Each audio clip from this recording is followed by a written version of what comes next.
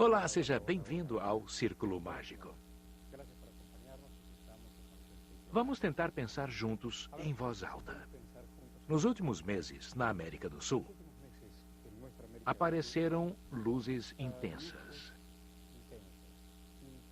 sem que se soubesse a sua procedência. Luzes que surgiram no céu. E seres não reconhecíveis. Não eram parecidos com ninguém. E podemos perguntar: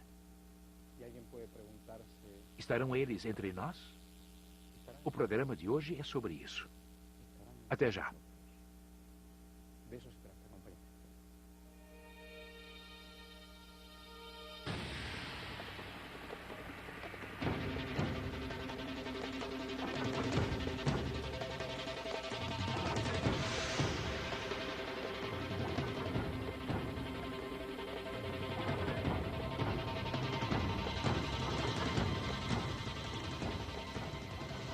Para pensar em voz alta, Alejandro Agostinelli. Obrigado pela sua presença. Andrea Simondini, pesquisadora de campo do grupo Vision OVNI. Ricardo Damian Labaroni, morador de Governador Ugarte, que com uma câmera conseguiu registrar algo que será comentado e avaliado aqui no programa de hoje. E Luiz Burgos, pesquisador de campo da FAO. O que quer dizer FAO? Fundação Argentina de Ovniologia. Por que devo supor que os extraterrestres existem? Onde tenho que ir? Onde tenho que observar? Em que tenho que fixar minha mente e meu olhar para dizer que eles existem? A pergunta é para mim? Para todos, faremos um bate-bola. A pressuposição da existência dos extraterrestres é uma questão muito antiga, remontando a milhares de anos. Desde que o homem pensa, olha para o céu, imagina e tenta se comunicar com outras inteligências. E, progressivamente, as identificou com divindades ou seres mais parecidos conosco. A identificação agora é com extraterrestres, outros seres que podem vir de outros mundos para nos visitar. Acho que é mais uma crença do que uma certeza, no sentido em que nos perguntou. No caso da certeza estar ligada à ciência, comprovar que 2 mais 2 são 4. Comprovar, investigar, observar. Alguma experiência pessoal. O que foi que você viu, conseguiu registrar e a partir daí poderemos avaliar. Eu vi algo realmente estranho. Está aparecendo na tela. Relate na medida em que for passando. Aconteceu na sua cidade? Na minha cidade. Estamos falando de Governador Ugarte. Atrás do terreno de minha casa. Fica a 400 quilômetros da cidade de Buenos Aires, capital da Argentina. E então? Saí de casa e vi um objeto rosado. Vindo pelo caminho, no campo, e voltei correndo para casa. E lá se fala muito sobre o chupa-cabra e essas coisas. Mas falam de brincadeira. Entrei em casa, liguei a filmadora e quando saí, a luz já estava chegando numa montanha. Quando comecei a filmar, na mesma hora, a luz foi para o céu e ficou pequena como uma estrela. E aí começou a se mover. Não era uma estrela? Não era uma estrela porque eu a segui. Deixou um rastro vermelho e então foi para o céu, numa altura que não era a altura de uma estrela. Burgos não pode ter sido um satélite? Não, absolutamente. A investigação demonstrou que é um fenômeno recorrente na região, com várias filmagens mais próximas e mais distantes. Há vários testemunhos, inclusive a polícia local acredita nos fatos. Há várias pessoas que acreditam. E o que se vê além da luz? Não é uma luz. Em determinado momento, Ricardo se aproximou com o zoom da filmadora e observou-se uma estrutura sólida, com a aparência de um objeto material, com uma espécie de movimento contra a saída de luz. Estamos vendo, está sendo mostrado. Com um núcleo bastante sólido, que chama a atenção de estarmos diante de algo estruturado. Estruturado. Quando falei satélite, aí está a aproximação. E é muito luminoso. E numa cidade como a sua, de Casaril Baixo, provavelmente deve ter resplandecido todo o céu. Quando você vê essas experiências, o que diz? A essa altura, não me chama a atenção, porque em nossa organização tivemos a chance de pesquisar e de ver praticamente a mesma coisa. E comentei com o Ricardo que já vimos esse fenômeno em Victoria, Entre Rios, que é uma província argentina. E por que temos que presumir que são naves? Não sendo apenas cético, mas de acordo com algum dado certo, por que preciso pensar que é uma nave ou algo similar? Agostinelli. Acho que todos estão de acordo que vimos simplesmente luzes ou um objeto não identificado e que não é necessariamente uma nave. A nave possui uma conotação cultural muito forte que liga o que não conseguimos explicar e os extraterrestres. O fato de não podermos explicar não implica necessariamente que seja uma nave extraterrestre. E por que a palavra extraterrestre? Por que não é uma experiência terrestre? Falei extraterrestre porque é uma crença mais difundida, embora exista quem ache que são artifícios criados na Terra e que estão sendo operados de forma sigilosa em lugares pouco povoados. É uma outra crença bastante difundida entre os estudiosos, não entre as pessoas em geral. Exatamente. Mas eu não compartilho da opinião de Alejandro, porque pesquiso há 10 anos e há pessoas que pesquisam há mais tempo sob a hipótese extraterrestre. Isso não me leva a afirmar que, por exemplo, o que Ricardo filmou seja um OVNI extraterrestre. Mas nossa organização e muitas outras pesquisam esta teoria. Há outros pesquisadores e organizações que postulam a hipótese terrestre de potências da Terra com tecnologia avançada e que se pode explicar esse conhecimento ou o acesso a essa tecnologia. Esse é o meu caso. Sempre digo que pesquiso o fenômeno OVNI. Não sou pesquisador de extraterrestres. Se eles vêm com o fenômeno OVNI, são bem-vindos, pois é uma das hipóteses. Mas há outras que podem explicar o fenômeno. Uma delas, como disse Alejandro, são os artefatos. Não considero como experiências porque já vêm de longo tempo. Também não são armas, porque as luzes não o são. Um protótipo que cumpre uma série de missões de uma potência terrestre, a Alemanha, os Estados Unidos, o Japão, etc. Suponho que certamente sejam os Estados Unidos. Vários protótipos não. Não é apenas um. Não há apenas um padrão. E isso está incluído na problemática OVNI, supostamente extraterrestre. Estamos falando de luzes intensas que sobem e descem, ficam maiores ou menores. No começo do programa, falamos de seres não reconhecíveis. Nas experiências de que foram testemunhas, as luzes são ou não acompanhadas de seres? São acompanhados, sim. Os famosos encontros imediatos mencionam diferentes tipos de entidades, pequenos, normais, altos. A luz não surge sozinha, eles vêm junto. Exato. Desembarcaram na Terra individualmente ou em grupo.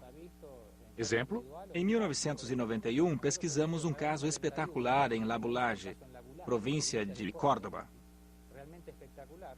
3 meninos observaram um dos casos de maior quantidade de seres no mundo.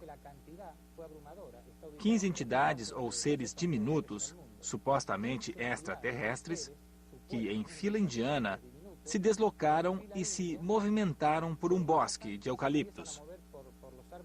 A 100 metros de onde estavam os meninos, e os meninos observaram durante 3 ou 4 horas, até que as entidades desapareceram e depois a luz do objeto, que havia se apagado, retornou. No começo a luz havia se apagado. O mais interessante é que quando a luz retorna, as vacas que estavam no local formaram um círculo onde o objeto ficou estacionado. O caso de Labu Laje é um dos mais surpreendentes da presença de humanoides registrado na Argentina. Como isso complementa o que disse com a teoria dos OVNIs terrestres? Porque parecem ser entidades diferentes, não é? Sim. Eu não me prendo muito ao fato de que o ser seja alto, baixo, tenha a cabeça grande, use vestimentas. Eu considero como um detalhe a mais apenas. Mas eu não conheço muitos terrestres com essas características. Você conhece, aposto. Nós não conhecemos muitas coisas que sobrevoam os céus e que, dentro de alguns anos, iremos conhecer oficialmente. As potências de imperialismos diferentes começaram a se rearmar depois da Segunda Guerra Mundial e surgiram fenômenos. E nessa nova maneira de dividir o mundo, que surpresas os impérios manejariam para nos surpreender? Vamos fazer uma pausa. Até já. Círculo mágico. Sobre as potências. A União Soviética e os Estados Unidos que brincavam com os extraterrestres e com os OVNIs. Tem informação disso? Brincavam em que sentido? Simulando naves, assustando, surpreendendo um ou outro lado, mentindo tanto um quanto o outro. Se falamos em mentira, os americanos encenaram vários projetos que estão concatenados com o fenômeno OVNI. 2 anos antes do estabelecimento oficial da era moderna dos fenômenos OVNI, eles tentaram criar o famoso Triângulo das Bermudas.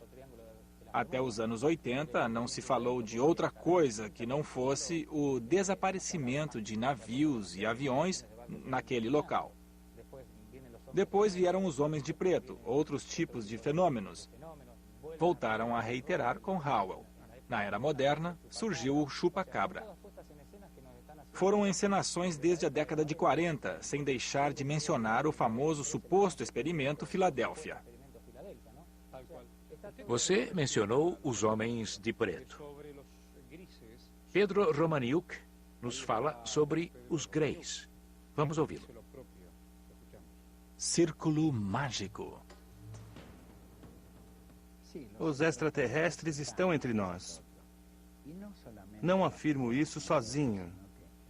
Meu mestre e saudoso Solari Parravicini e Lobsang Rampa falaram dos seres do planeta azul que no final do ano de 2002 estarão entre nós, caminhando, agindo e nos ajudando, consciente ou inconscientemente, sendo que muitos poderão vê-los e estarão com eles. Não podemos identificar o planeta azul, mas os seres ajudarão a reconstrução da nova civilização de que tanto falou Solari Parravicini.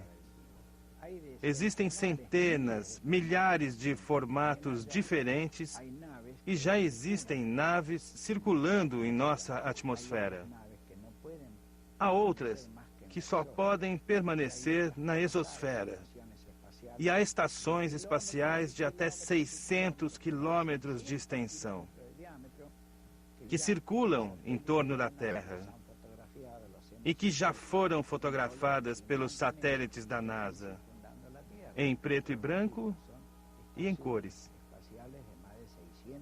Enquanto as que descem e atuam aqui na atmosfera são naves pequenas, de 2 a 6 metros de diâmetro, que interagem com as forças gravitacionais e com as reações provocadas pela atmosfera do planeta Terra. Todas as mensagens indicam que chegou a hora do homem despertar sua consciência, orando, meditando e se preparando para que a bendita terra do Cone Sul seja a mais poderosa de todas as nações. A única nação sem fronteiras, sem limites, sem dinheiro, com novas estruturas e que irá receber o que restar da humanidade.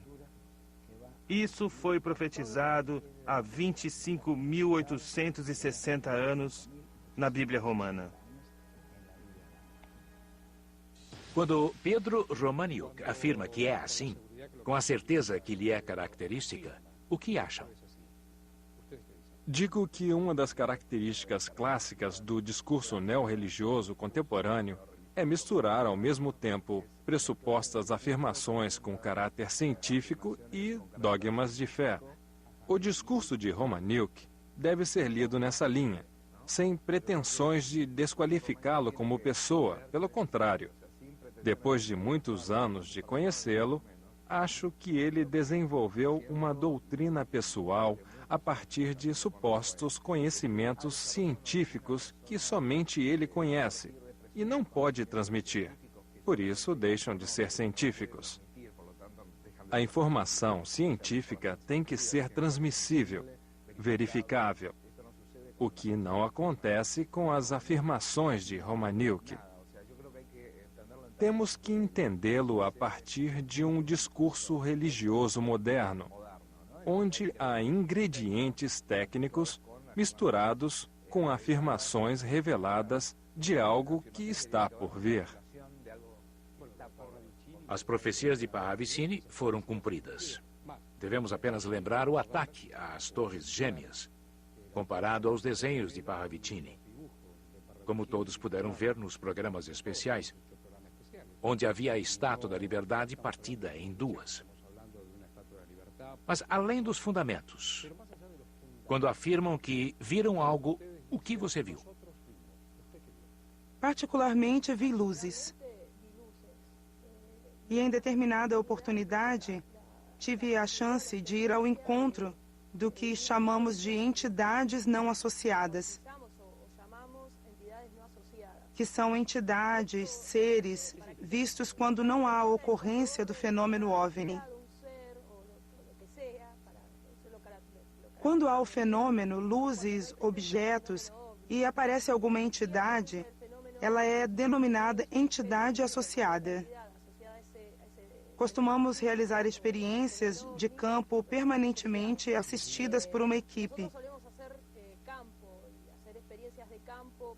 Nós vamos ao local onde as testemunhas afirmam ter visto ou onde ocorre o fenômeno. Em certa ocasião, tive a chance de ver uma entidade normalmente chamada de Grace, mas que eu chamei de Gasparzinho, o fantasma, porque era uma coisa bastante parecida com transparência. Vi também uma quantidade de luzes que foram fotografadas e filmadas. Nunca consegui ver algo claramente material, apesar de que numa fotografia revelou-se algo estrutural e não luminoso. Quando falamos de Romaniuk, obtivemos informações relacionadas com a ciência e com a fé. O responsável pelo Observatório do Vaticano, um jesuíta chamado George Cohen, afirma estar convencido da existência de OVNIs. E, além disso, diz que é uma loucura pensar que o homem possa estar sozinho no universo. Sem levar em conta o misticismo e o Todo-Poderoso, não podemos negar o que é evidente. Você afirma que viu a luz, mas há luzes evidentes. Qual foi a sua experiência visual documentada? Bem, nós estávamos no campo. perto de uma fazenda. Foi então que vimos uma luz no local, onde não há nenhum caminho. E dessa luz saíam várias luzes pequenas. Era como se houvesse uma nave, como se fosse uma nave-mãe, e as outras naves menores em volta. Eu estava com uma outra pessoa que era dali do lugar e que tem uma caminhonete que sempre passa por aquela estrada. Vamos agora ver a imagem que você filmou. Uma luz que aumenta à medida que você vai filmando, não é isso? É uma imagem... Não fica parada. Meu amigo Raul estava ao lado dela, de caminhonete, e não viu. Eu estava em casa e a vi. Aí está. Quanto tempo durou o fenômeno? Da primeira vez que filmei, mais ou menos 12 ou 13 minutos. Em certos momentos, parei de filmar porque elas vinham voando e paravam. Zigue-zagueando. Faziam zigue-zague até se fixarem. Se entrecruzavam e paravam. De uma cor só? As maiores são vermelhas. Vermelha, verde água, alaranjada. As cores são misturadas. Dá para notar que há um núcleo. Vemos a luz do tamanho de uma bola e há um centro. Como um ovo frito. Sim, parecido com isso. Chegou a desejar uma aproximação? Na primeira vez que filmei, o dia estava nublado. E quando chegou em cima de mim... Aí está ela, mais próxima agora. Não digo que sim, nem que não. Ficou em dúvida? Desejou que ela viesse? O que aconteceu? No meu caso particular, a partir das experiências, comecei a querer indagar e saber mais. Nem todas as pessoas têm a mesma reação. Os pesquisadores, por exemplo, têm a necessidade de saber mais sobre qualquer coisa. Mas foi o que senti. Mencionei a América, mas vi que há numerosas experiências na Argentina. E também numerosos documentos. Colón, província Entre Rios. Em Corrientes, Salta. É impressionante. E todos coincidem, inclusive geograficamente, em pontos opostos. No momento, na Argentina, ocorre o que nós denominamos de uma onda. A onda de 2002 está entre as 7 ou 8 maiores ondas que houve na Argentina desde 1947. Mais de 250 casos de OVNIs avistados já foram registrados de janeiro até agora. 250 casos. Às vezes a NASA parece indiferente. E em outras, há a suposição de que guarda informações. Qual a verdade? Não estamos muito ligados na NASA. Mas a Força Aérea do nosso país? Na Argentina, o assunto vem sendo estudado pelos militares desde a década de 60 e há numerosos documentos com testemunhos. A partir de 62, a Marinha e a Aeronáutica começaram a pesquisar e nós, pesquisadores, Alejandro, Andrea, temos muitos documentos daquela época, nos quais constam grupos especializados investigando o fenômeno OVNI. Em outros países, houve uma certa ingerência no tema OVNI, assim como atualmente na Argentina. Por isso, o que vem da NASA não considero como sendo estudo sobre o fenômeno OVNI. Se há algo oculto, acho que é mais em termos militares, da OTAN ou da Aeronáutica Americana, por exemplo. Quem esconde os segredos? Por quê? Até já. Círculo Mágico. Segredos sobre os OVNIs. Eu me pergunto que tipo de segredos a Força Aérea dos Estados Unidos guarda para que todos falem a respeito deles. Acho que essa preocupação está bastante ligada às crenças esotéricas, ocultistas, paranormais. Geralmente, há uma tendência de cultuar aquilo que desconhecemos e que gostaríamos de saber. Alguém que está acima deve conhecer, não? Acham que esses seres estão aqui entre nós? Há provas disso? Ou faz parte do imaginário coletivo? Primeiramente, precisamos saber se fala de extraterrestres ou de tripulantes de OVNIs. Qual é a diferença? Seria muito difícil discernir se um tripulante de OVNI é terrestre ou extraterrestre. Um piloto da aeronáutica americana passaria totalmente despercebido na Cage Florida e um anão verde com antenas e de tamanho diminuto não passaria. Ou seja, não concordo que os extraterrestres estejam entre nós. Mas outro tipo de entidade biológica tranquilamente passa despercebida. É difícil afirmar. Acho que de alguma maneira estão, sim. Acha que estão entre nós? Sim, para mim, estar entre nós significa interagir conosco. Por exemplo, no começo de agosto desse ano, houve muitos testemunhos com relação a mutilações em Bahia Blanca. Mutilações de animais? Não, em pleno centro de Bahia Blanca. Em ruas fora do centro, como a Rua Corrientes, onde testemunhas observaram durante uma semana um ser que pula de árvore em árvore. Em Colón, entre rios, há testemunhos de terem visto um ser com características similares às do chupa-cabra, que ataca os animais, as pessoas e que vão parar no hospital. Então, há uma interação. Claro, mas são encontros imediatos. O fato seria de estarem entre nós, aqui, sentados, camuflados. Não sei se existe um ser extraterrestre com uma tipologia humana. Pode ser, assim como pode surgir no céu sem que ninguém os identifique. É um assunto que deve ser pesquisado, porque não há evidências concretas. É uma hipótese de estudo. Quem são os anõezinhos verdes? Uma invenção? Um grupo musical, que eu saiba. Um grupo musical, claro. Mas há pessoas que viram anões verdes. Às vezes, o imaginário individual se transforma num tema comum que é coletivo. Falei do grupo musical porque ele tem esse nome por causa de uma aparição de anões verdes na região de Las Cuevas. E em La Pampa, com todos esses casos de mutilações, um investigador do local recolheu uma infinidade de testemunhos de observação de anões verdes.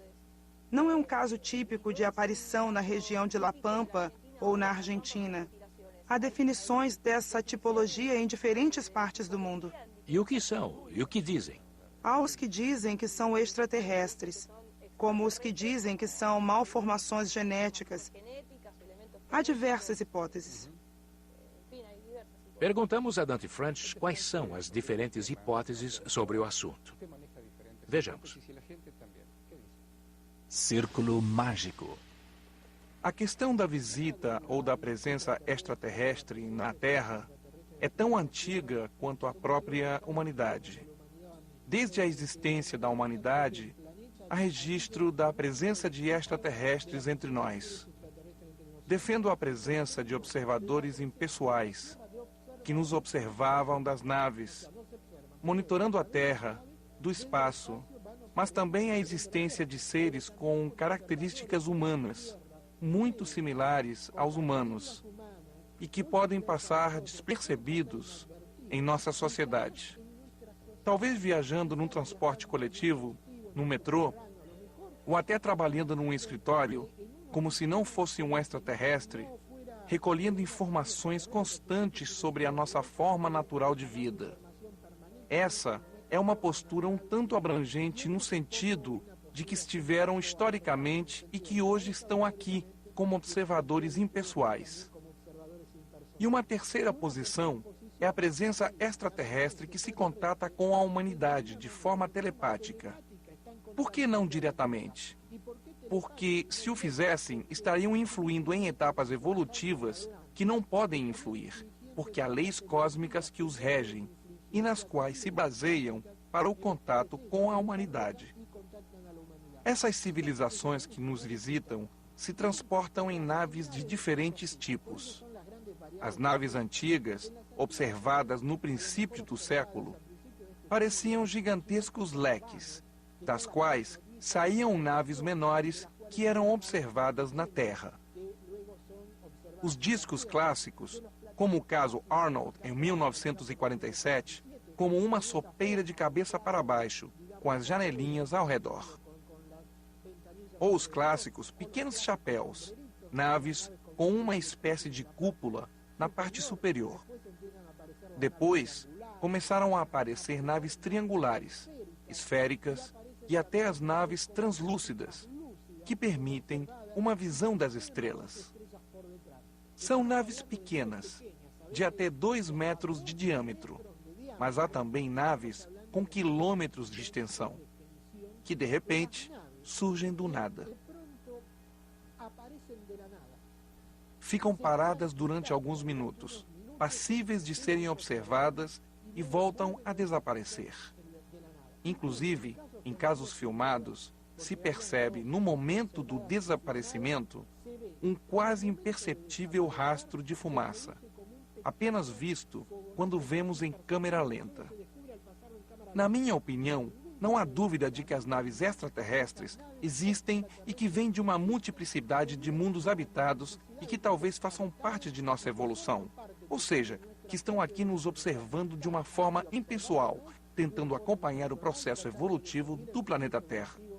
Círculo mágico. Dante Frantz disse que fazem parte de nossa evolução. Você concorda com isso? A mitologia dos extraterrestres faz parte da evolução cultural da humanidade. Em 1947 começaram as aparições de discos voadores, que foram mudando de forma. A evolução da dinâmica interna dessa mitologia acompanhou nossas expectativas com o passar do tempo. As aparições e as histórias que circularam nos anos 50 estavam relacionadas com a paranoia do clima pós-bélico. Também estavam relacionadas aos temores nucleares, que foram se dissipando depois da década de 70. Nesse sentido, vejo uma evolução. As preocupações psicológicas mais recentes incorporam o discurso dos que creem e considero o discurso de Frantz também com o discurso de quem acredita. E o exemplo que foi dado sobre as pessoas do Vaticano a favor da existência de extraterrestres faz parte da mesma coisa que compartilhamos. Ninguém está excluído dessa vontade de encontrar e interagir com outras inteligências, nem mesmo os céticos. Eu adoraria, apesar de me considerar um cético benevolente, ter um encontro imediato com um extraterrestre, ou que alguém me apresentasse provas. Algum de vocês sabe sobre casos de pessoas abduzidas? Sim. Em Ugarte há um povoado que fica a 12 ou 15 quilômetros, chamado Plá. E um rapaz seguia de carro por uma estrada de terra. E então ele perdeu o controle da sua caminhonete. Ele sentiu que estava sendo erguido e então desmaiou. Ele contou que ouviu vozes que diziam para que ficasse tranquilo, porque nada ia acontecer. Apenas iam retirar uma amostra de sangue. Quando acordou, estava a 15 quilômetros da estrada, num outro lugar chamado Laguna Lescoba. A nave estava ao lado dele e o acompanhou até em casa, onde entrou e deitou. Naquela noite ele não conseguiu dormir. Às 2 da manhã, voltou ao lugar onde esteve e havia marcas das 4 rodas da caminhonete em direção à casa dele. Mas para trás não havia nenhuma. E havia marcas no braço dele, como se tivessem tirado sangue com agulhas. Mesmo assim, na Argentina, são poucos os relatos de abduzidos. Há de 5 a 12 relatos de casos ao longo de 5 décadas de aparições, ou seja, praticamente não há casuística de abduzidos, comparada aos Estados Unidos e em países da Europa, onde há uma infinidade de casos. No Chile, há o famoso caso Valdés. Estava pensando, sem considerar as coincidências, e se estão ou não entre nós, quem são vocês? Até já. Círculo Mágico. Durante esse tempo que os ouvia com atenção e respeito, me perguntava quem é cada um de vocês. Não que sejam seres extraordinários, e até podem sê-lo para seus entes queridos, mas eu falo em seres extraordinários deste planeta. Você acha que é um ser deste planeta, sem considerar que seu pai e sua mãe o conceberam e o colocaram nessa terra? Sim, totalmente. Por quê? Porque me sinto terrestre. Não tenho nenhum tipo de conceito nem de preconceito de que venha de outro planeta, por mais que me digam isso 1001 vezes. Sou um terrestre que, desde os 13 anos, pesquisa outras formas de vida, supostamente extraterrestres. Há vida inteligente além da Terra? Estou convencida que sim. Porque se observamos as experiências e os relatos de outros pesquisadores, há evidências de uma tecnologia evoluída. Não sei se são civilizações mais antigas, mas acho que são mais evoluídas do ponto de vista cultural e também tecnológico. Enquanto se ouviam, percebiam que há coincidências? O que sentia enquanto ele relatava sendo de cidades, povoados diferentes? Do ponto de vista da experiência e das coincidências puras do que vivemos. Você acreditou nele? Totalmente. Em que você não acreditou? Acreditei em tudo que foi dito. Porque se tivesse me contado há um tempo atrás, não acreditaria tanto. Porque nunca havia visto nada. É preciso ver para crer, como diz o ditado? Eu sempre ouvi falar dos OVNIs, dos discos voadores, do chupacabra, e achava que eram lendas. Agora que vivi isso pessoalmente, pude ver. Mudou sua vida? Não modificou. Apenas me interessei mais pelo caso. Agora sei que realmente acontece alguma coisa. O seu vizinho, que teve a experiência com a caminhonete, as marcas, ele está louco? Não. Como ele ficou depois do episódio e viu que não havia marcas no chão, que apareceu do outro lado? Quando ele contou, as pessoas acharam que estava meio louco. E ele parou de contar. Sei que fez um tratamento, mas hoje tudo está bem com ele. Um tratamento psiquiátrico? Sim, porque ficou com muito medo de sair. Veja só, isso é um dado. Teve medo que voltasse a acontecer? Claro, não queria sair de casa e, além disso, as pessoas achavam que ele estava louco, que era mentira e que não havia acontecido. Hoje em dia, ele é uma pessoa normal como as outras. Nunca deixou de ser? Claro que não. Imagino, não sei. E quando a imaginação e a fantasia se misturam com a verdade, como é? O tempo todo. O tempo todo? Acho que o tempo todo. Como podemos distinguir? Há milhares de espectadores que nos assistem e pensam: eles estão dizendo mentira ou verdade? Não, quero dizer o seguinte. O tempo todo, na vida cotidiana, acontecimentos objetivos se misturam com acontecimentos do imaginário.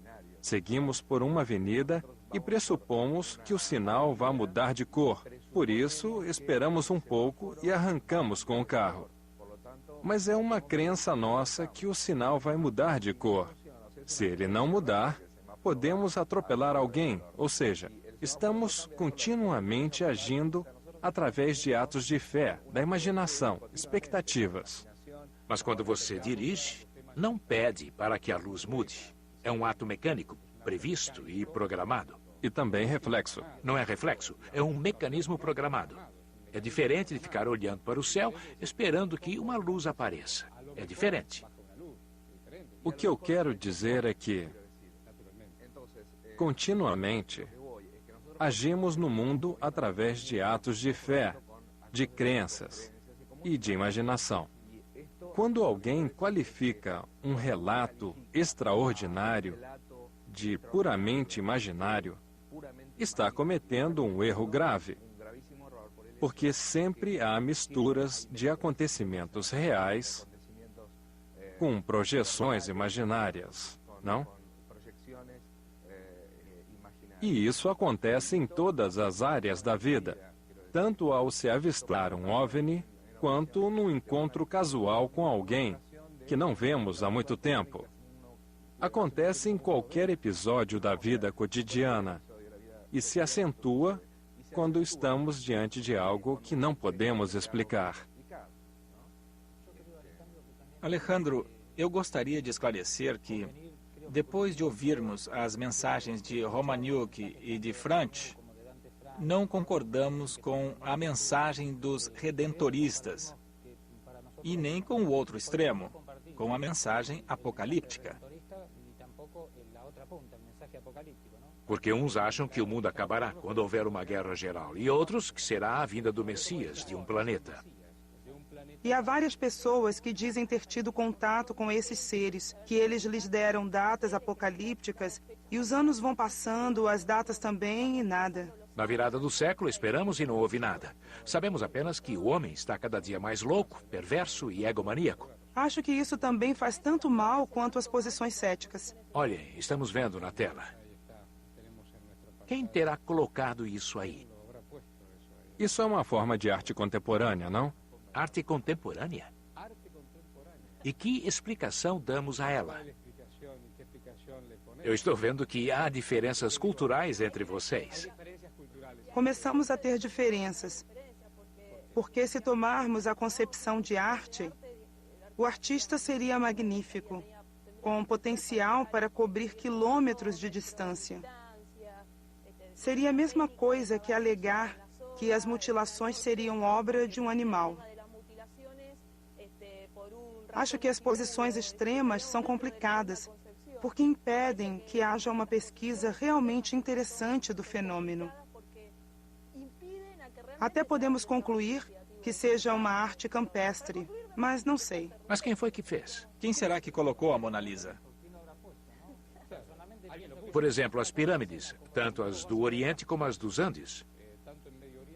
Os mexicanos, que têm a possibilidade de escalá-las e subi-las.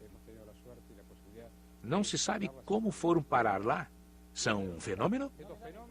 Você não tem a impressão que existem encenações como essa há 50 anos, sem solução, e que vão continuar aparecendo? Está certo. E politicamente não tem explicação. Há pouco mencionamos os apocalípticos com as profecias que não se cumprem.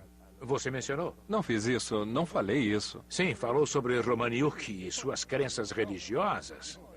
Disse que ele tem um discurso religioso, mas não o desqualifiquei. Fiz uma descrição apenas. É a sua opinião e eu a respeito. Já estou aqui há quase 600 programas e aprendi a ouvir.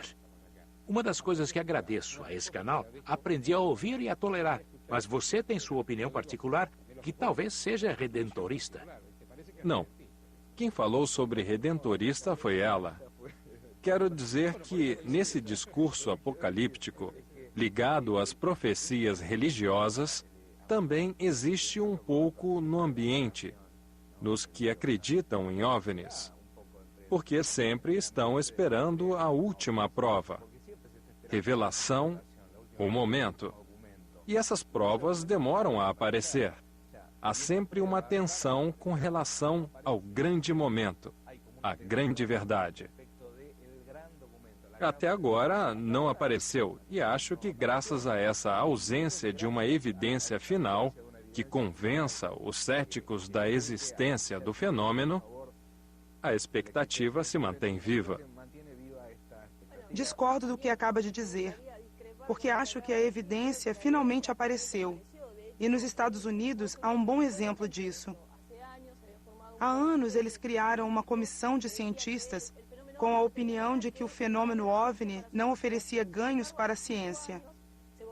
Mas há 5 anos, criaram um painel no qual, a partir do achado de uma partícula de uma bactéria de Marte e com os achados de pilotos, transportes aéreos, dizem que agora o fenômeno OVNI pode ser valioso para a ciência.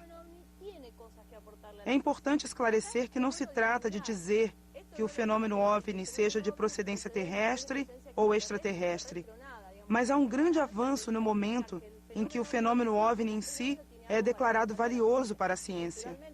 Culturalmente é importante para nós, que investigamos o fenômeno OVNI do ponto de vista extraterrestre. Porque a sociedade humana também tem um papel, não? Convenhamos que desde 1947, e aí concordo com Alejandro, nos informam que o contato será iminente. Já se passaram mais de 50 anos e continuamos esperando por esse famoso contato. Você sabe que há 1 ano também estão procurando Bin Laden. Ele também é um arquétipo de um inimigo fantasma bem claro, com um objetivo de guerra. Em geopolítica, a cada momento as coisas vão sendo mimetizadas, segundo os interesses do império. Pode ser conveniente que ele não apareça. É bem provável. E pode ser conveniente que o fenômeno OVNI também não tenha solução, como o Triângulo das Bermudas, e aos que querem prosseguir com um fato que foi mantido durante 20 anos, apesar de todos saberem que não existe mais. Felicidades para todos vocês. Muito obrigado, felicidades, e nos encontramos a qualquer momento no Círculo Mágico. Tchau.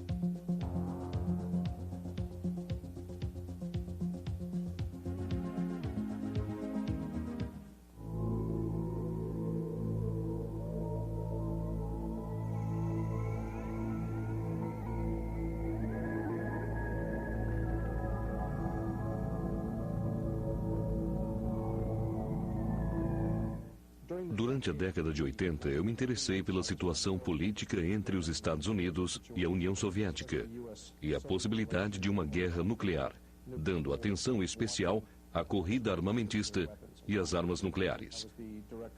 Eu era diretor de uma organização sem fins lucrativos, sediada em Santa Bárbara. No final da década, vimos uma mudança radical. Vimos a União Soviética se desintegrar pacificamente e uma desaceleração na corrida armamentista. Mas, ao mesmo tempo, o governo americano continuava construindo armas muito estranhas. E eu passei a pesquisar o motivo por trás disso. Qual seria o alvo? Qual seria a nova estratégia? O novo objetivo dessas armas inusitadas? No verão de 89, uma pessoa me disse que eu jamais compreenderia a política militar americana a menos que eu investigasse os OVNIs. Foi a primeira vez na vida. Eu tinha 40 anos na época. Foi a primeira vez que eu ouvi alguém dizer a palavra OVNI num contexto sério. Como eu estava fazendo uma investigação séria, achei ser minha obrigação seguir aquela pista. A pessoa que havia me dado a dica era, no meu entender, crível e confiável. Então pensei, bem, é melhor eu dar uma pesquisada nisso. Até então, eu ignorava completamente que a questão dos OVNIs era tratada como segredo de Estado.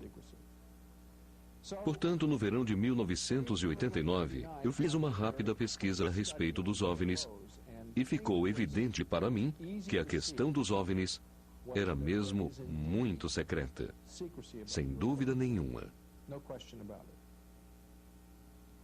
Aquela percepção só fez aumentar meu interesse, porque eu conhecia a fundo a mecânica dos segredos de Estado. Quando você estuda a corrida armamentista durante 10 anos, como eu tinha feito, tudo é segredo. A própria essência da corrida armamentista é manter tudo em confidência.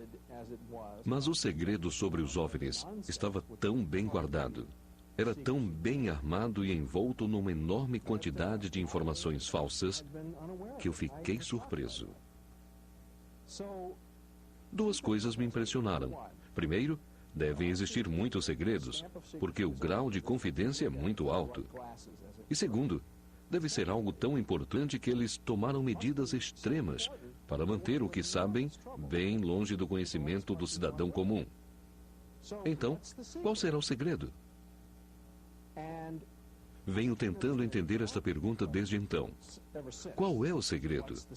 O que eles sabem ou pensam que sabem? Por que o governo tomou medidas tão extremas para manter esses segredos? O que são os OVNIs?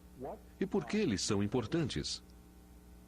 Durante os últimos 8 anos, tenho me dedicado quase que exclusivamente a esses temas, com digressões mínimas em outras áreas. E mais, nos últimos 4 anos, eu tenho dedicado todo o meu tempo à investigação e publicação de temas relacionados aos OVNIs. Por que a investigação sobre OVNIs é tão importante? A pergunta, o que são os OVNIs e por que eles são importantes, segue sendo um mistério para mim e para todos os investigadores que conheço. Temos ideias e teorias, mas acredito que o maior problema reside no fato de os OVNIs serem algo genuinamente misterioso para os peritos que os viram e estudaram. Gente que dispõe dos instrumentos, instalações, equipamento, conhecimento e demais elementos necessários para analisá-los. Apesar disso tudo, este fenômeno continua sendo uma fonte de mistério, e isto é muito preocupante. Vou dar um exemplo. No verão de 96, passei algum tempo com Nick Pope, que trabalha no Ministério da Defesa da Grã-Bretanha. Ele trabalhou 4 anos como oficial de informação na Secretaria de Segurança Aérea. Seu trabalho consistia em acompanhar informes sobre OVNIs que vinham de todo tipo de gente na Grã-Bretanha, inclusive cientistas, civis, funcionários de aeroportos, etc. Nick começou o trabalho completamente cético, achando que essa conversa de OVNIs era uma grande baboseira.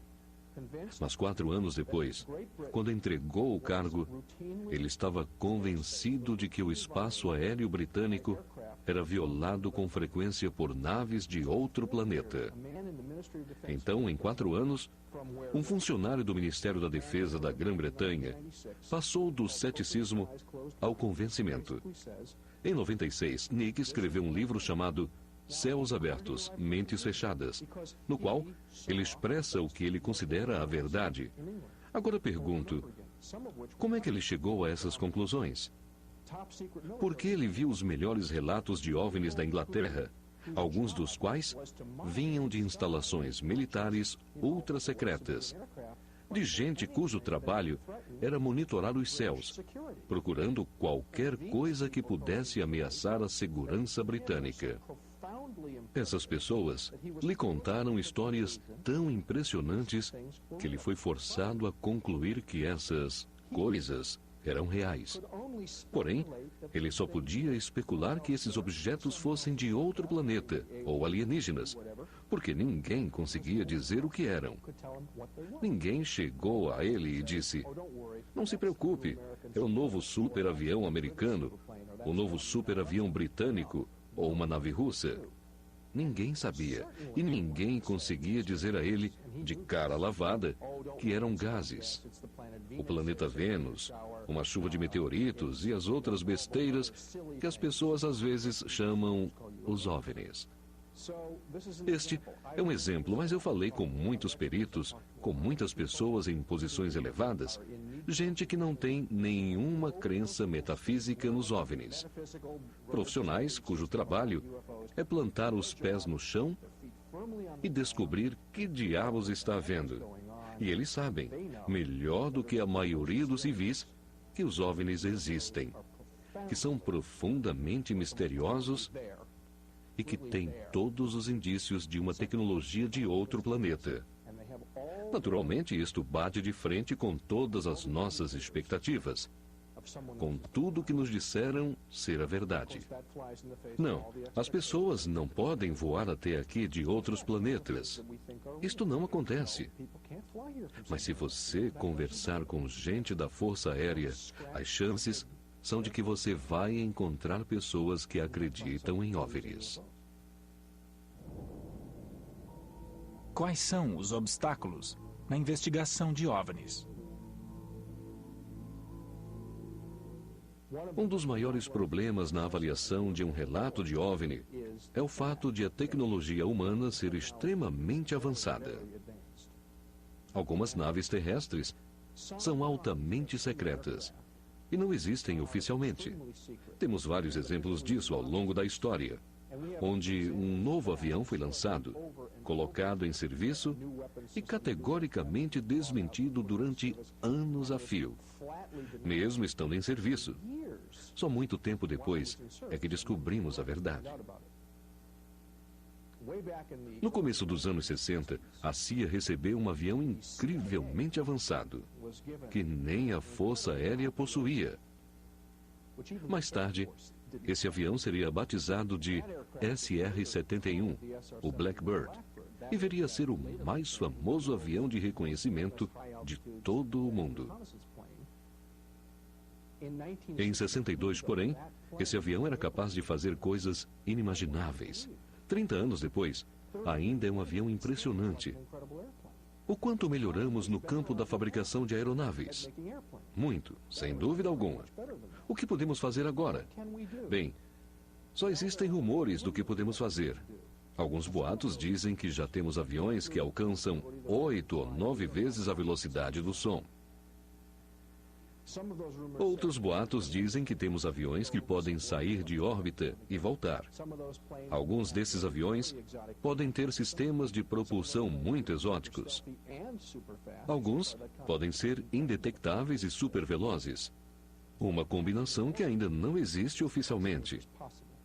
Mas o mais estranho é que é possível que tenhamos, pelo menos no estágio experimental, algum tipo de propulsão antigravitacional. Circulam boatos sobre isso há anos. E alguns desses boatos provêm de indivíduos do alto escalão da indústria aeroespacial. Só que ninguém conseguiu encontrar provas de que podemos fazer isto. Agora, se eu pudesse assegurá-los de que temos algum tipo de propulsão antigravitacional, todo o comportamento atribuído aos OVNIs seria explicado. Poderíamos dizer, como dizem algumas pessoas, não se preocupe, não são alienígenas, porque nós temos este sistema de propulsão, e isso explica tudo. Pessoalmente, eu não creio que seja tão simples assim, já que não existem indicadores sérios de que já contamos com esse tipo de propulsão. Por outro lado, o comportamento dos OVNIs requer uma propulsão antigravitacional. Portanto, existe uma lacuna aqui que eu acho que nós ainda não conseguimos atravessar. Só sei que algumas aeronaves humanas são capazes de coisas incríveis e que, às vezes, quando alguém acha que está vendo um OVNI fazendo coisas absurdas, está vendo uma aeronave humana. Qual é o ponto de vista da NASA a respeito de OVNIs? A NASA sempre disse que, basicamente, não tem nada a comentar sobre os OVNIs. Eles sempre mantiveram que o programa espacial nunca avistou OVNIs ou alienígenas. sempre disseram que os astronautas que foram à Lua, por exemplo, nunca viram nada. Alguns astronautas, porém, disseram que viram coisas inexplicáveis. Um punhado deles tem feito declarações contundentes recentemente. Mas, notavelmente, Gordon Cooper, que diz há anos que teve contatos imediatos no começo dos anos 50 e que está convencido de que os OVNIs são naves extraterrestres. Mais recentemente, Edgar Mitchell, um dos astronautas que caminharam na Lua, disse que, apesar de não ter visto OVNIs pessoalmente, acredita que outras pessoas os viram e que existem alienígenas em nosso meio. Mitchell é uma pessoa bastante influente no programa espacial, mas a política oficial da NASA é que não existe uma presença alienígena na Terra.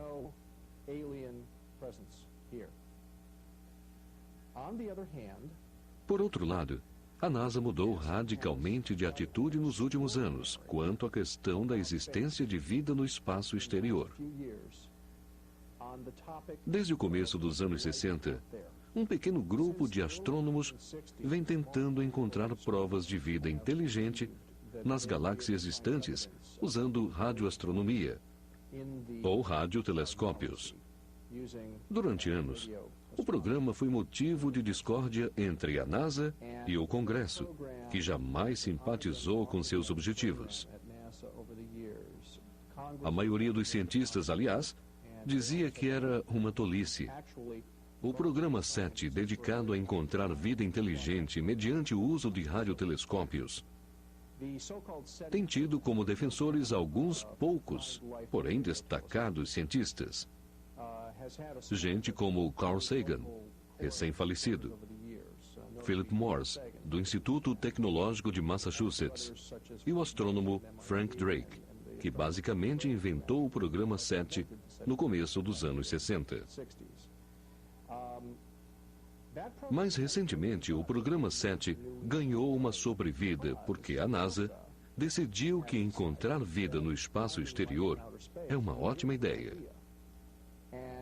Eles se deram conta disso por dois motivos. O mais importante sendo que esta pesquisa seria uma fonte inesgotável de recursos, algo muito importante para a NASA.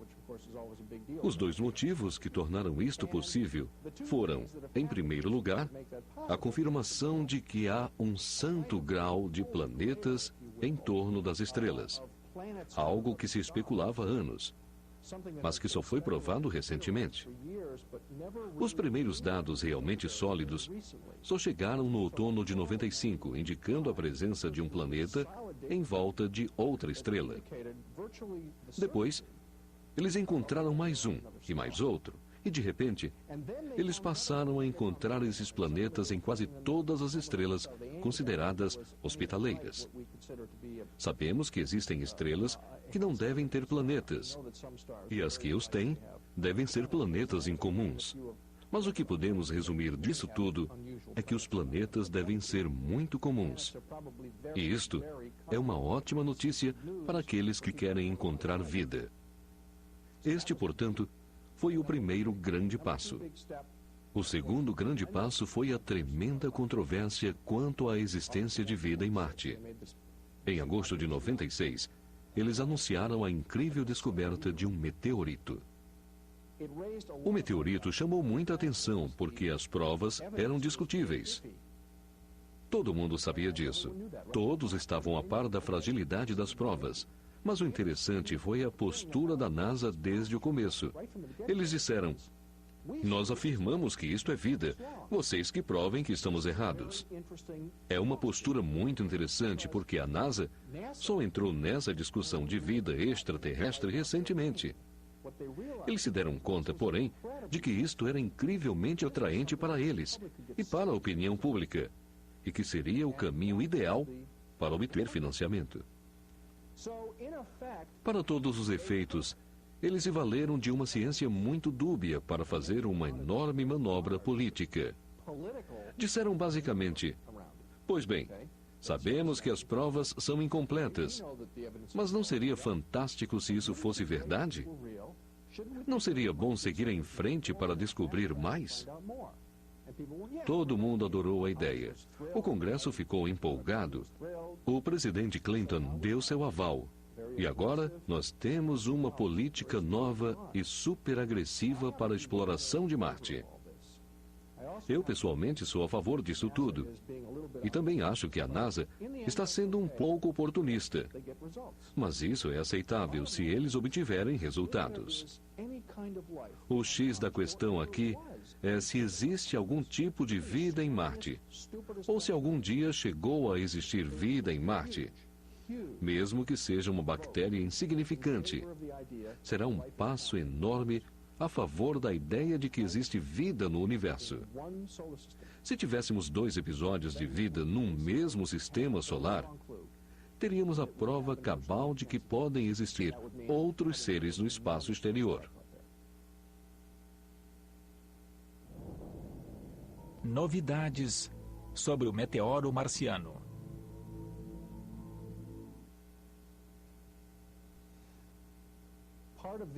Para que possamos avaliar o verdadeiro significado do meteoro de Marte, é preciso que seja realizada uma investigação super detalhada para determinar se a vida em Marte pode ter vindo da Terra, ou vice-versa. Em outras palavras, é possível que a vida tenha se estabelecido aqui em nosso sistema solar, devido a um acontecimento celeste que fez com que a vida passasse de um planeta para outro. Não restam dúvidas de que isto pode ter acontecido. Nós temos provas claras de que o meteoro em si resvalou em Marte e veio parar na Terra. Será que um meteoro pode ter resvalado na Terra e ido parar em Marte?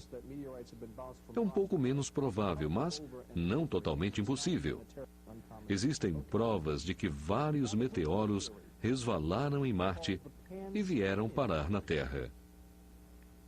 Não é um evento incomum. Tudo bem. Agora, existe outra teoria conhecida como teoria das esporas.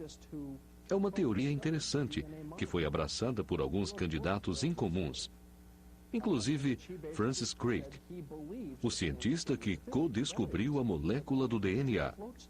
Ele escreveu um livro recentemente no qual diz que acredita na teoria das esporas, ou seja, que a vida simplesmente flutua pelo espaço, aterrissando em vários lugares até chegar num planeta favorável. Que a vida, na forma de esporas primitivas, que podem sobreviver no espaço durante milhões e milhões de anos, flutua pelo espaço, resvalando em planetas, meteoros e cometas, até vir parar num planeta como o nosso, onde se estabelece e começa a se desenvolver. É uma teoria maravilhosa. Não temos provas de que seja verdadeira. Mas se for verdadeira, teremos 2 resultados possíveis. Número 1, é possível que haja vida em vários lugares diferentes. E número 2, é possível que as formas de vida sejam parecidas, ou até iguais, em vários lugares diferentes.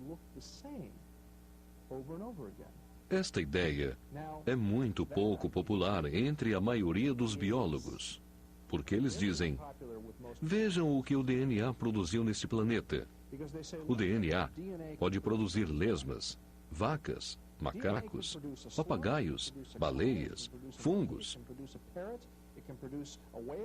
Produz tantas formas de vida diferentes numa variedade tão grande que não há por que suspeitar de que em outros planetas haja formas de vida reconhecíveis.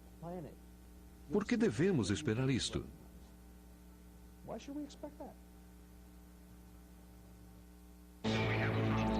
Estamos apresentando Infinito OVNI. Governo.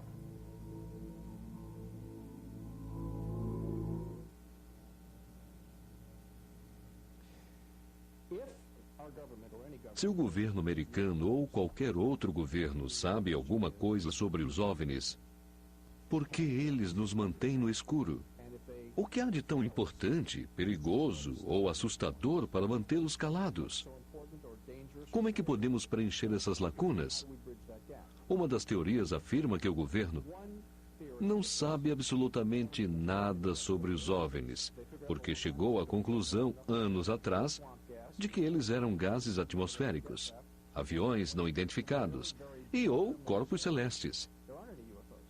Ou seja, que os OVNIs não existem. Eu não acredito nessa teoria, mas há pessoas que acreditam, mas digamos que não seja verdade. Digamos que o governo sabe alguma coisa que já os viu nos radares, já recolheu destroços de OVNIs que caíram, etc e tal. Por que eles não podem nos dizer nada? O que está faltando? Será que eles acham que somos passíveis de invasão? É possível que quando começaram a observar os primeiros OVNIs, logo depois da Segunda Guerra Mundial, a reação inicial tenha sido: caramba, estamos sendo invadidos? De repente os OVNIs estavam por toda parte. Eram vistos por pilotos e captados pelos radares. E isto levou a um certo pânico. Naturalmente, eles resolveram não dizer nada até que soubessem o que estava acontecendo. Em 1952, a CIA estava disposta a dizer ao presidente Eisenhower que ela não achava que os OVNIs representassem uma ameaça à segurança nacional. Considerava, porém, que o interesse público nos OVNIs podia ser arriscado. Portanto, ela afirmou: temos de convencer as pessoas de que os OVNIs são uma grande tolice para que eles sejam esquecidos. Então virou política do governo minimizar a questão dos OVNIs. Assim sendo, tudo o que eles aprenderam desde então aconteceu por trás de uma política de minimização. Tomemos como exemplo o presidente Carter, que, como promessa de campanha, se comprometeu a contar tudo o que sabia sobre os OVNIs. Mas quando ele se tornou presidente, Carter não contou nada sobre os OVNIs. Por que será? Só podemos especular. As pessoas ainda perguntam, mas ele se recusa a comentar o assunto. Bem, a teoria é que ao chegar à Casa Branca, ele chamou seus conselheiros e disse que queria cumprir sua promessa e contar tudo o que sabia sobre os OVNIs. Mas eles disseram: perdão, presidente, mas o senhor não pode fazer isso. E ele respondeu: como assim? Sou o presidente. Sim, eles retrucaram. Mas o senhor não é o encarregado de tudo. Portanto, existe a teoria de que até mesmo os presidentes recebam muito pouca informação privilegiada e que eles não tenham permissão para falar sobre o que eles descobrem. É bem possível que eles não descubram muita coisa. Se pudéssemos injetar Clinton com o soro da verdade e forçá-lo a nos dizer tudo o que ele sabe, é bem provável que ele tenha muito pouco a nos dizer.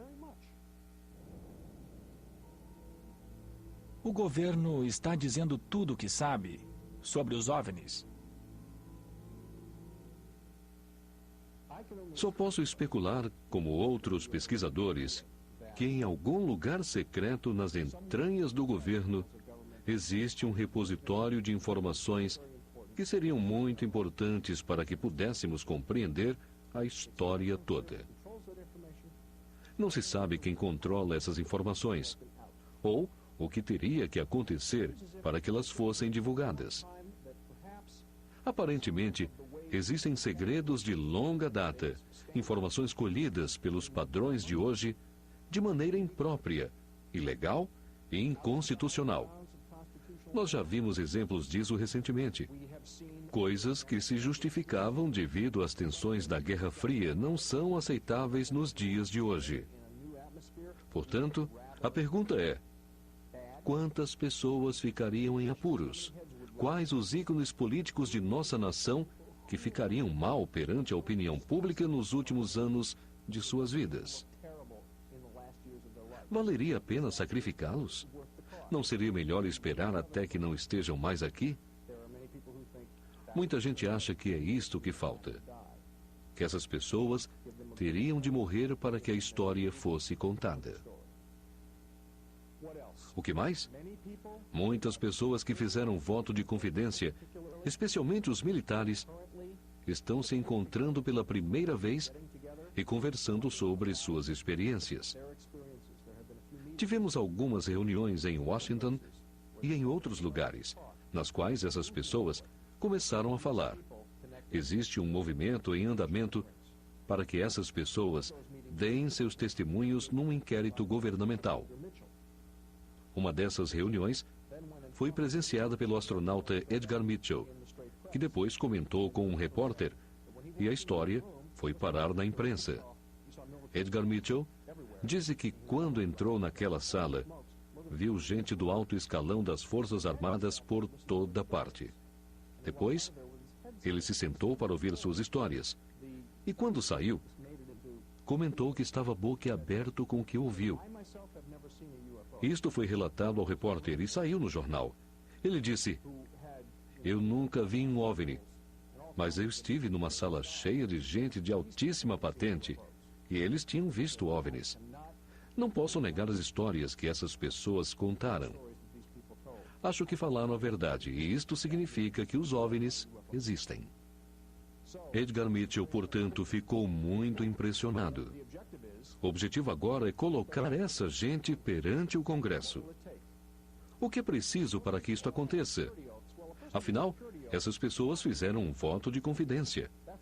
Elas podem falar entre si, mas não podem falar conosco ou com o Congresso. Então, o que é preciso para que isto aconteça? Um perdão presidencial? Uma anistia dos votos de confidência? É possível que isto dê certo, e já existe um movimento em andamento para que isto aconteça. Então, estamos num período de espera no qual começa a surgir um consenso de que existem coisas que precisam ser contadas, e que existem pessoas que podem e que querem contar o que sabem. Mas existem também várias barreiras políticas no meio disso tudo. Muitas mentiras, muita intriga e uma forma de pensar antiga que ainda causam muita tensão. Será que temos condições de superar essas barreiras? Acho que é uma questão de tempo. Existe pressão agora e creio que estamos começando a ver algumas aberturas nesse processo. Isto tudo nos leva a presumir que não será preciso um grande evento para que isso aconteça. Mas pode haver, porque os OVNIs continuam aparecendo. Portanto, o outro cenário é que, enquanto toda essa discussão política está acontecendo aqui embaixo, os alienígenas, quem quer que sejam, estão pensando: esses humanos nunca vão revelar o que sabem, a não ser que aterrissemos no Jardim da Casa Branca. É o cenário do Jardim da Casa Branca. Será que isto pode acontecer? Quem sabe? Isto não significa que será um evento como no filme O Dia em que a Terra Parou, no qual um disco voador aterriza em frente da Casa Branca. Não digo isto, mas existem cada vez mais relatos de OVNIs acontecendo pelo mundo afora, muitos dos quais registrados em vídeo. Será que um evento desses pode provocar alguma coisa? Penso que sim. As aparições são mais comuns agora do que antes? Não existem provas de que a ocorrência de OVNIs seja mais comum agora do que no passado. O que sabemos ao certo é que nunca tivemos tantos eventos gravados em vídeo. Nunca tivemos tantas ocorrências registradas e discutidas no noticiário e na internet. Hoje em dia, com milhões e milhões de pessoas na internet, a informação está sendo transmitida com mais liberdade e democracia do que nunca. Isto é muito importante. Hoje em dia, temos um retrato muito mais claro desses eventos em nível internacional, porque a internet rompeu muitas das barreiras que detinham o fluxo de informação. Portanto, o que sabemos ao certo é que temos mais relatos de OVNIs, mas isto não significa que tenhamos mais OVNIs. Seria preciso um estudo caríssimo para calcularmos se temos mais OVNIs. We have more UFOs. Estamos apresentando Infinito OVNI.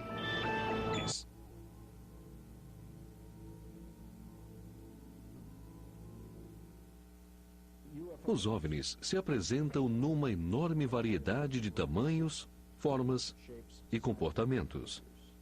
Para começar, devemos eliminar tudo que não seja um mistério autêntico, ou seja, aviões terrestres mal identificados e planetas brilhantes. No grupo dos objetos e fenômenos autenticamente misteriosos, que nós presumimos ser algum tipo de tecnologia, nós temos uma variedade de objetos luminosos. Objetos que são visíveis, basicamente, devido à sua luminosidade. Não podemos ver asas, jatos ou hélices. A única coisa que vemos é uma extraordinária quantidade de luz que se comporta de uma forma estranha. Nós não sabemos o que mais possa existir ali. Este é o primeiro tipo. Depois temos uma variedade de naves estruturadas. O disco voador clássico, em forma de prato. Aparece em vários tamanhos. Já foram avistados objetos deste tipo com alguns metros de diâmetro e outros com centenas de metros de diâmetro.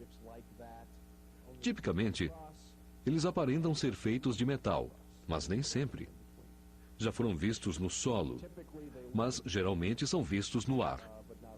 Ultimamente, o modelo mais comumente relatado, fora o circular, tem sido o triangular. É impressionante como aumentou o número de relatos de OVNIs com este formato. Por que será? É uma pergunta interessante. Tivemos uma quantidade enorme de relatos de OVNIs triangulares sobre a Bélgica entre 1989 e 1990. Esses objetos não foram somente vistos por pessoas, mas também registrados em filme e em radares militares. Já tínhamos tido relatos desse tipo antes disso. Por exemplo, no estado de Nova York, na metade da década de 1980, J. Allen Hynek, o grande astrônomo americano, que se tornou pesquisador de OVNIs, escreveu um livro chamado Night Siege, sobre esses objetos triangulares. Triângulos voadores também foram avistados sobre a Grã-Bretanha em 1997 e mais recentemente sobre a Califórnia. O que significa isto? Não sabemos. Existem pessoas que acham que essas naves triangulares sejam aeronaves humanas extremamente avançadas, mas não temos certeza. Fora os circulares e triangulares, temos uma grande variedade de formatos alternativos. Existem os OVNIs em forma de charuto que têm sido relatados há muitos anos. São naves sem asas e sem sistemas de propulsão visíveis. Um desses OVNIs em forma de charuto foi visto sobre Mansfield, Ohio, em 1973. Neste caso, 4 militares a bordo de um helicóptero foram parados em pleno voo por um OVNI, que apareceu do nada. Começou como uma luz vermelha e depois se transformou numa nave enorme em forma de charuto. Eles foram parados em pleno voo.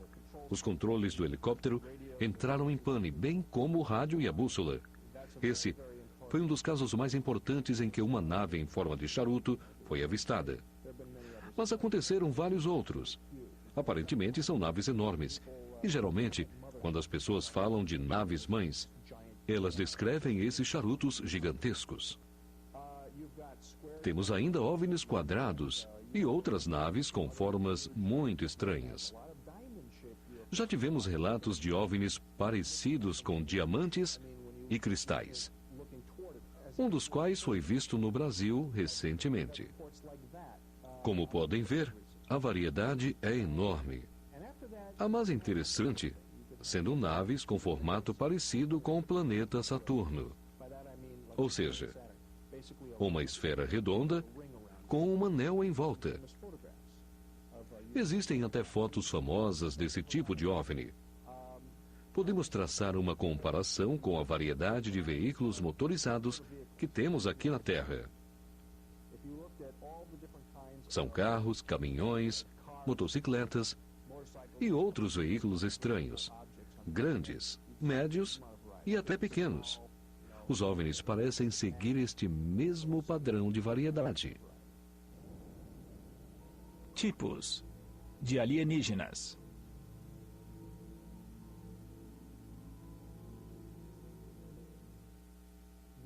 Os alienígenas dos quais temos relatos podem ser classificados em 2 ou 3 categorias. O tipo mais comum até o momento é um alienígena conhecido como cinzento. É muito magro. Tem a cabeça em forma de cúpula, enormes olhos pretos, um queixo pontudo, braços e pernas muito magros e compridos. É basicamente um humanoide, mas com características de inseto. Este tipo de alienígena já foi avistado e relatado um sem número de vezes. Eles aparecem também numa variedade enorme de subformas. Alguns são baixos, com 60 ou 90 centímetros de altura. Outros são altos, passando dos 2 metros de altura. Alguns são extremamente insectoides, como esqueletos de insetos, muitas costelas e apêndices estranhos. Outros têm corpos extremamente suaves, com uma pele comparável à dos golfinhos, muito suave e brilhosa. Eles também vêm em várias cores, desde o branco, passando pelo cinza, o azul e o preto. Os olhos, em geral, são grandes e pretos. Muita gente que diz ter sido abduzida alega que este foi o tipo de alienígena que os visitou. O segundo tipo, mais comum, seria virtualmente igual aos seres humanos. Esta ideia, porém, é muito problemática para qualquer pessoa que tenha um histórico científico. A ideia de que existem alienígenas que se parecem com seres humanos é, do ponto de vista biológico, extremamente improvável. E os cientistas abominam esta noção. Mesmo assim, seres com aparência humana são o segundo tipo mais relatado. Este tipo, portanto, aparece em muitos relatos. Depois, temos vários outros tipos, o terceiro mais comum sendo a espécie reptiliana, que vem em várias formas e tamanhos. As características mais comuns seriam uma aparência reptiliana, pele com escamas na cor verde ou marrom, traços faciais muito pronunciados, com muitos dentes, garras e etc. Depois temos uma gama de criaturas, algumas peludas, outras parecidas com anões, duendes, e uma fauna de personagens de aparência bastante incomum. Para finalizar, existem os chamados seres de luz. Muitas pessoas consideram que estes personagens são anjos ou seres espirituais de algum tipo. Outros pensam que é uma outra forma de os alienígenas se mostrarem. Existe, portanto, uma variedade muito grande. Novidades sobre a seita Portal do Paraíso.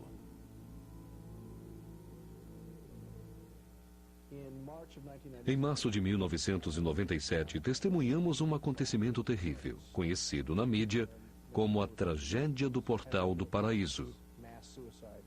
Um suicídio em massa perto de San Diego, na Califórnia. Do ponto de vista da pesquisa de OVNIs, foi um evento muito infeliz. Não só porque 39 pessoas morreram, mas porque os OVNIs ficaram com uma péssima reputação, mesmo que por pouco tempo. Essa gente acreditava que o cometa Hale-Bopp era um sinal que tinha chegado a hora deles passarem para uma realidade mais elevada, e que isto aconteceria numa viagem a bordo de um OVNI. O líder da seita, Marshall Applewhite, vinha dizendo coisas desse tipo havia mais de 20 anos. Uma das coisas que eu acho importante frisar, tanto é que eu fui entrevistado na televisão e no rádio várias vezes durante esse período, é que é preciso fazer uma distinção entre uma crença religiosa e a pesquisa de OVNIs. Marshall Applewhite e seus seguidores eram fanáticos religiosos. Tinham uma crença espiritual sobre deixar este planeta e passar para um nível sobre-humano. Eles acreditavam que encontrariam outros seres transmutados, mais elevados, a bordo de um OVNI. Por isso, a pesquisa de OVNIs acabou sendo associada a este grupo apocalíptico. Estamos apresentando Infinito OVNI. Estão aqui para ajudar ou prejudicar? Não conheço nenhum investigador que possa afirmar com a mínima certeza se os alienígenas estão aqui para fazer o bem, o mal ou para qualquer outro fim. Em princípio, se aceitarmos o fato de que eles estão entre nós, o que já é uma suposição, temos que aceitar, com base nos informes que temos, que existe mais de um tipo. E nesse caso, deve existir mais que uma agenda. Portanto, devemos estar lidando com alienígenas bons e maus, como em qualquer bairro. Muitas pessoas que passaram pela experiência que chamamos de abdução dizem que não foi uma experiência agradável. Mas a maioria dessas pessoas não diz que os alienígenas foram maus. Dizem que a experiência foi ruim, que os alienígenas são descuidados, que não entendem os sentimentos e os temores humanos, que não compreendem a dor. Mas a maioria não afirma que os alienígenas foram maus. Na verdade, poucas pessoas, a não ser aquelas que aderem à teoria de uma conspiração, relataram experiências ou chegaram à conclusão de que os alienígenas são ruins. Eles são extremamente bizarros, imprevisíveis, assustadores, mas talvez não sejam seres ruins. Por outro lado, algumas pessoas tiveram experiências consideradas extremamente positivas. Situações em que os seres foram amáveis, benevolentes e interessados em nos ajudar e instruir. Portanto, temos vários relatos de que as experiências foram muito positivas. Então, pesando tudo, eu teria que concluir que, apesar de eles não nos entenderem muito bem e vice-versa, as experiências tendem a ser entre neutras e positivas. Conclusões.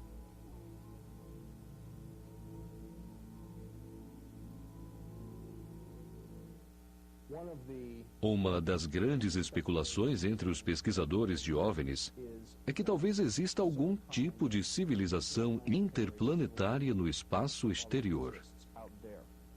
Algumas pessoas gostam de chamá-la de Confederação Galáctica, mesmo que soe um pouco como ficção científica. Mas se existe uma gama de seres inteligentes capazes de vir até aqui, graças a alguma tecnologia avançada, é provável que eles se conheçam e que tenham algum tratado, acordo cooperativo ou governo no espaço. É uma possibilidade. A pergunta é: onde se encaixam os seres humanos nisso tudo? E mesmo que tudo isso seja ficção científica e nunca venha a acontecer, o que acontecerá conosco? Nós estamos à beira de nos tornar uma civilização interplanetária. Disso estou convencido. A única coisa que poderia impedi-lo seria uma catástrofe do tipo nuclear, ou outro evento parecido, que destruísse nossa civilização. Fora disso, se conseguirmos avançar pacificamente, nós adentraremos o espaço.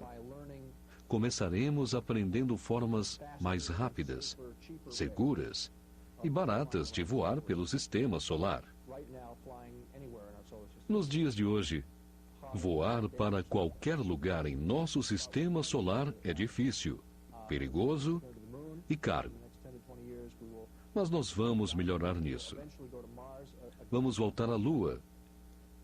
E nos próximos 10 ou 20 anos, devemos voar para Marte. Pouco a pouco, transformaremos essas aventuras extremamente arriscadas em empreendimentos economicamente viáveis. Esta é a direção que vamos tomar. Será a próxima fase do destino humano. Passaremos de uma espécie presa a um planeta para uma espécie que poderá expandir seu alcance para territórios inexplorados, tal como os humanos sempre fizeram.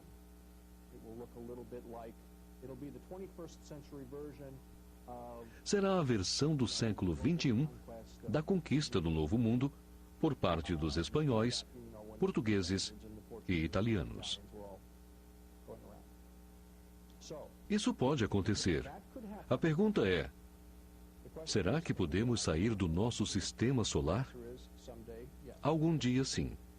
Na verdade, em teoria, já podemos fazer isto.